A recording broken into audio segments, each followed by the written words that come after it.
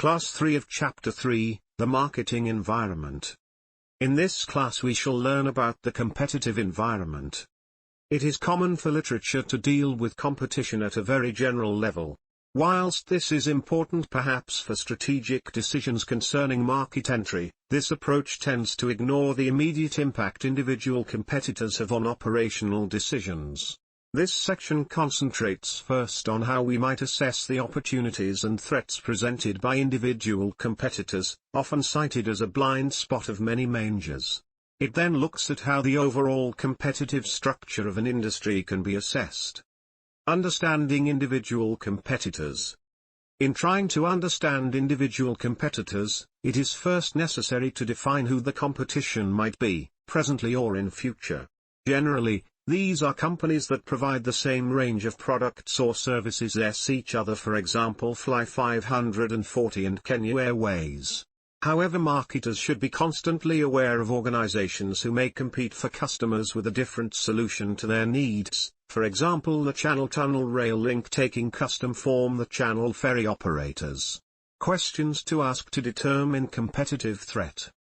Whilst there are some complete texts offering advice on how to understand individual competitors, Rothschild, 1979, still the best advice has by suggesting marketers should try to answer the following questions.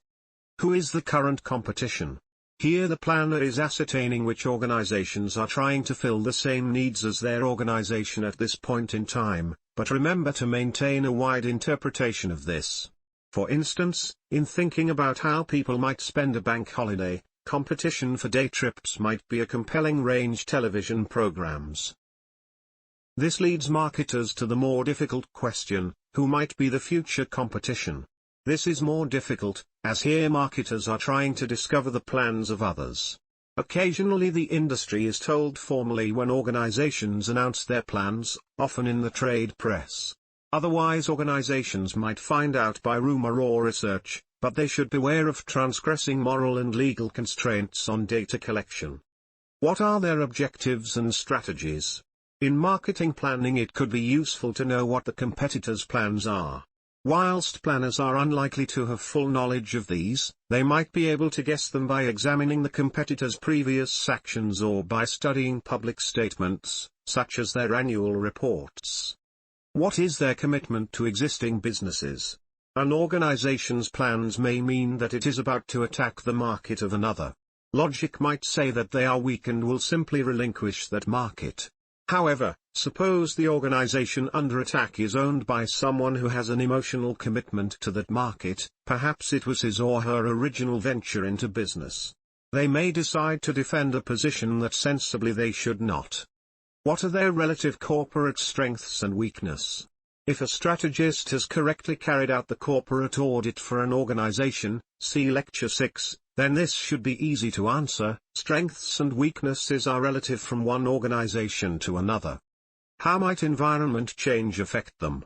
Again, the good strategist will be examining the effects of the other aspects of the environment, not only on their own organization but on the competition as well. For instance, a competitor in greater debt than the strategist's organization will suffer more with increases in interest rate charges. See the economic environment. This might prevent them from being too price competitive.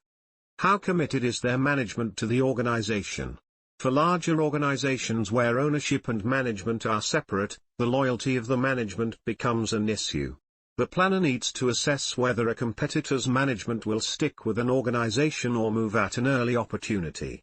A high turnover of staff in a competitor may make them less able to react to market and competitive moves. What is their attitude to risk? Whether we are dealing with owners or managers, or both, strategists need to assess how they will respond to market opportunities and competitive threats. An organization may have a track record of being hesitant in taking opportunities or conversely very reactive to, say, price cuts. These tendencies should condition how the planner's organization should operate in the market. The way an organization's management and staff are organized also gives clues to how down a competitor's ability to react. What are the incentives given to their staff? Here planners should try to assess the motivation of the competitor's workforce.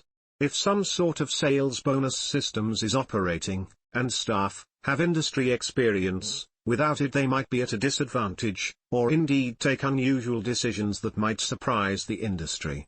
Strategists might also be concerned for their education and training, which may affect the quality of the competitors' decision-making.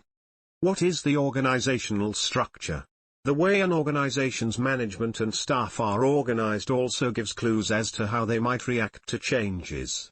A heavy hierarchical structure may slow down a competitor's ability to react. What is their response profile? This could be seen as a summary of many of the above factors.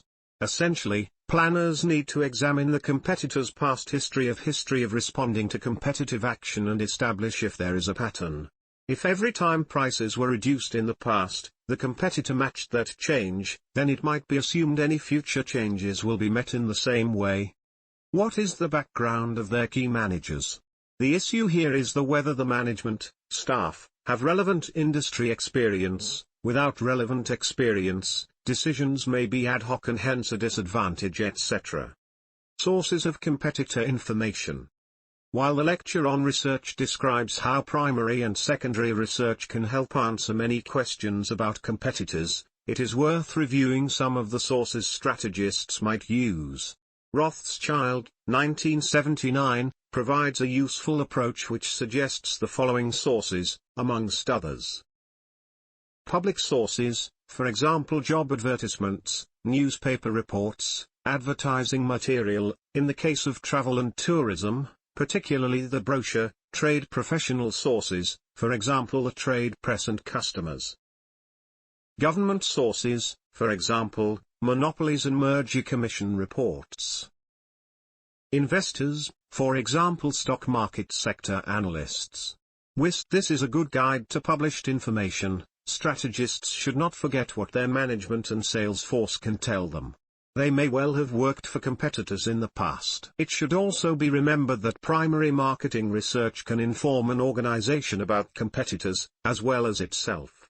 Understanding the competitive structure of an industry, as well as understanding the strengths, weaknesses and strategies of individuals' competitors, it is also useful to assess the ease of entry and overall strength of competition in a particular market. Economics have long recognized different states of competition which give some insight. Perfect competition is the term used to describe an industry with many small competitors and few barriers to entry. Here an organization could expect fierce competition with companies entering the market at will. Oligopoly describes a market where there are a few large competitors. There is limited competition and there are considerable barriers to entry, resulting in little threat of new entrants. Monopoly is where one firm dominates the market. Further, there are 5 forces which determine the ease of entry to markets and the intensity of competition within them. Barriers to entry. These are factors such as high fixed costs of entry, especially for startup companies. Consider the cost of starting an airline, and the dominance of brand names, etc. The threat of substitute products. This is an issue that has been covered already. As a reminder, if skiing is thought of as offering excitement, then so does whitewater rafting, etc. An organization needs to be sure to be satisfying customer needs, not just selling what our makes.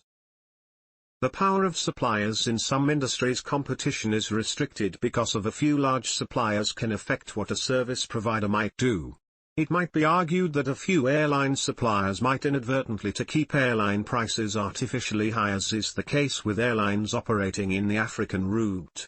In Europe, for instance, this may discourage tour operations from offering air travel to some destinations. The power of buyers. This occurs where only a few buyers are responsible for purchasing the majority of a product. If, for instance, there were a few tour operators who purchased the majority of services from many coach operators, the tour operators would be in a strong position to make demands, such as low prices, from the coach operators. Competitive rivalry. Irrespective of the number of individuals in an industry, there are industries, or periods in an industry's history, when competitive rivalry is intense. The price wars of the mobile phone companies in Kenya demonstrate the potential ferocity. In order to gain market share, prices are driven down to below economic levels. Whilst this boosts the total market size in terms of volume, it, in part, will lead to a